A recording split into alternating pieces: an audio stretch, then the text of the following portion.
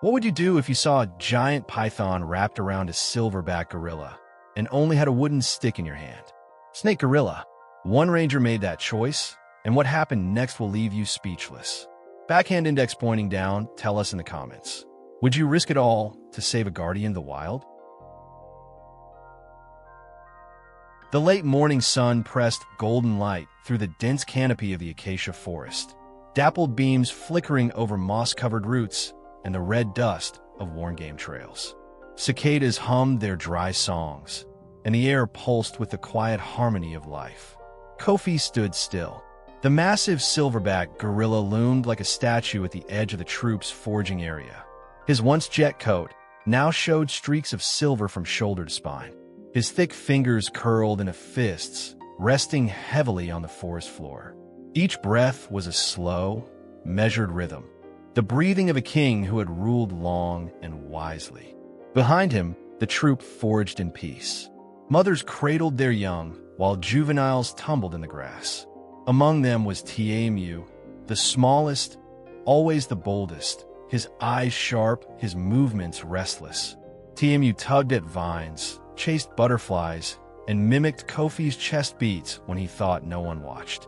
From behind a stand of knotted acacia trunks, Daniel crouched, binoculars pressed to his face. At 35, this was his fourth year on the reserve, but his first solo watch this deep in the core forest. He was built like someone who had once trained for speed, but now settled into endurance. Lean but quiet, deliberate. Daniel had been warned by the senior rangers. Observe only. Never interfere. Still, his gaze lingered on Kofi.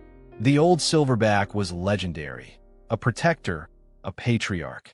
But Daniel noticed something else too. A shift in how Kofi moved. Slower. Careful.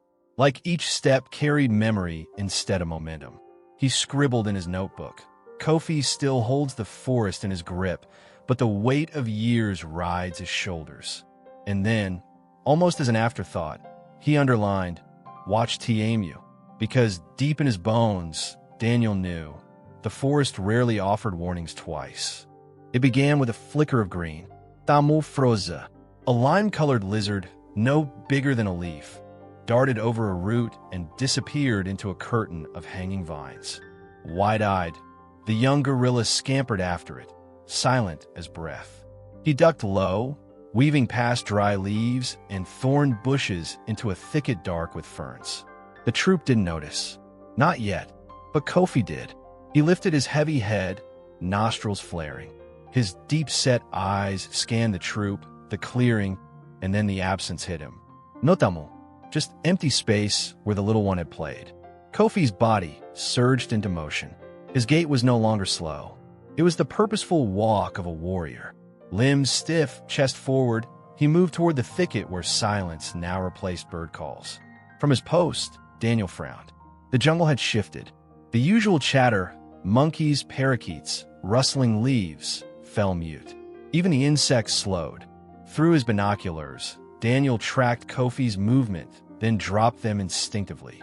Something wasn't right. He scanned the clearing again. Where was Tiemu? Suddenly, Kofi pushed through a curtain of foliage and disappeared. Then the sound came. Not a roar. Not yet. More like a deep, guttural cry. A tremor. The kind that makes your lungs forget to fill. Daniel dropped his pack. He ran. Low branches whipped his face. Roots clawed at his boots. Dust kicked up in his wake as he ducked, twisted, and pushed toward the sound. One hand clutched his walking staff. The other patted his vest, searching. No tranquilizer. No flair. Just instinct. In the forest, peace rarely faded. It vanished.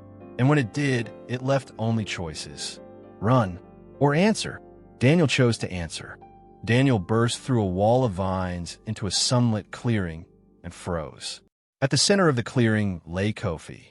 He was on his back, massive limbs thrashing against a nightmare of muscle and scales. A python, thick as a man's thigh, wrapped tight around his torso. Its head arched up like a living spear, jaws open in silent menace. The coils shimmered in the sun, iridescent and cruel, drawing tighter with each heartbeat. Tiemu stood frozen behind a bush, eyes wide, tiny fists clutching at the leaves. Kofi's roar was half-strangled, his massive chest fighting against the crushing grip. His eyes bulged, veins standing out against the sinew of his neck. He beat at the coils, but the python responded by constricting harder, each breath growing shallower. Daniel counted instinctively. 5 minutes. That's how long he has before the lungs collapse. His heart pounded. No tranquilizer, no net, just a walking stick, polished acacia, thick and hard. He shouted. The snake didn't flinch. Again, louder.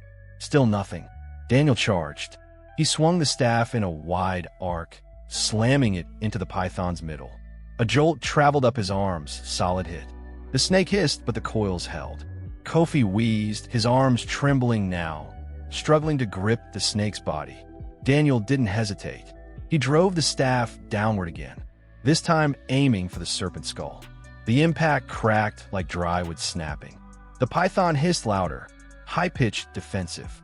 Kofi's eyes flared open. With a burst of primal will, he grasped the python's neck and heaved. The creature's body loosened just slightly. Daniel shoved the staff beneath the loosened loop, pried. The final coil gave way. With a fury born of pain, the python recoiled. Its body rippled back across the clearing and vanished into the underbrush. Silence crashed down. Daniel fell to one knee beside Kofi. Dust clung to the sweat on his arms. He laid a hand on the silverback's chest. It moved faintly, a breath, slow but steady. Relief swept through him, as loud as any roar.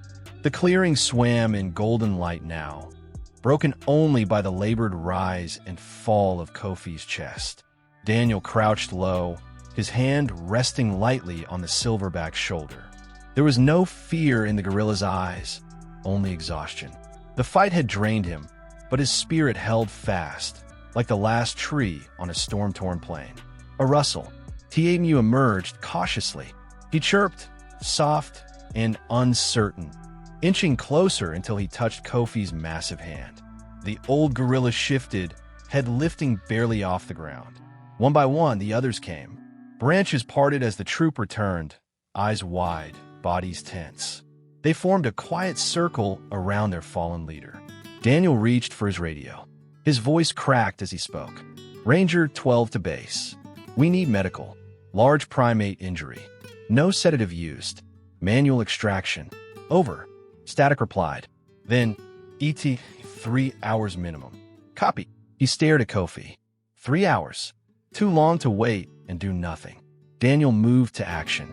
He searched the perimeter, found a hollow stone basin where rainwater had gathered. He soaked cloth from his pack and dabbed gently at Kofi's ribs. The bruises were already darkening. He gathered cool leaves, shaded the gorilla's face, whispered soft words, not because Kofi would understand, but because something inside Daniel needed to speak them. You did it, old man. You still protect. Even now, Kofi blinked slowly. No resistance, just recognition. TMU leaned against his side, curling small fingers into Kofi's fur. Daniel sat beside them both, watching the sky shift and the trees breathe. And for the first time, he didn't feel like an outsider. Not a ranger with a map and orders, but part of the rhythm, the breath and dust of this living forest. The outpost walls were covered in maps, checklists, and wildlife photos. But now, pinned at the center, was a new image. Kofi. Mid-struggle, the python's coils still visible, and Daniel in frame. Walking stick raised, eyes locked on the enemy. Senior officers listened to the recording of Daniel's report. His voice trembled once. He was still protecting, he said, even as the air left his lungs. Silence followed. Then one of the officers nodded. Another scribbled in a logbook, recommend commendation. But Daniel didn't stay to hear it. He was already back in the field, not on orders, but because something in the forest called him now. Days later, Kofi returned to patrol. He moved slower, with caution, but his presence had not faded. The troop followed. TMU never strayed far from his side, and neither did Daniel. Now a quiet shadow on the edge of the trees, boots stirring the dust, staff in hand. They never spoke, not with words. But when Kofi passed him on the trail, their eyes met. And in that look lived something stronger than thanks. A promise. Even giants fall, but not without a fight. Not alone. Nature teaches that strength isn't just in size. It's in how we rise when we're brought low. Even the wild has its guardians, and sometimes they come with uniforms and wooden sticks. Clapperboard if this story moved you. Please give it a like and subscribe for more real wildlife moments where instinct and humanity collide. Share this with someone who believes in second chances. Even in the wild, they matter most. Herb gorilla snake.